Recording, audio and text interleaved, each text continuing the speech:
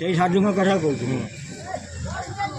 ବୈକୁଣ୍ଠ ସେ ନେବେ ତ ସାଧୁ, ମୁଁ ତ ସେ ବୈକୁଣ୍ଠ ନୁହେଁ। ବୈକୁଣ୍ଠ ଧାମ କିଏ ପରସ୍ପର ସ୍ନେହ ଜଇଁ ଥାଏ ନିରନ୍ତର, ବୈକୁଣ୍ଠ ସମାନ ଅଟେ ଆସେ ଘର।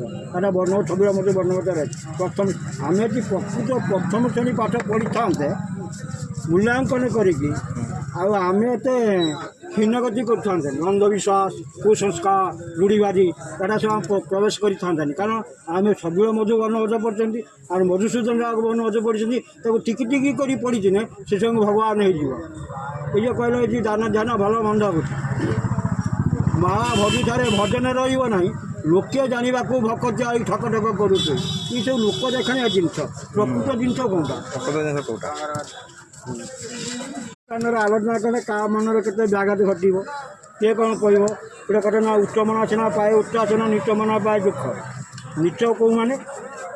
ଯେଉଁମାନେ ଜାଣି ଶୁଣିକି ଅଜ୍ଞାନ କାମ କରି ହୀନ ପ୍ରବୃତ୍ତି ସେମାନେ ହେଲେ ନିଚ।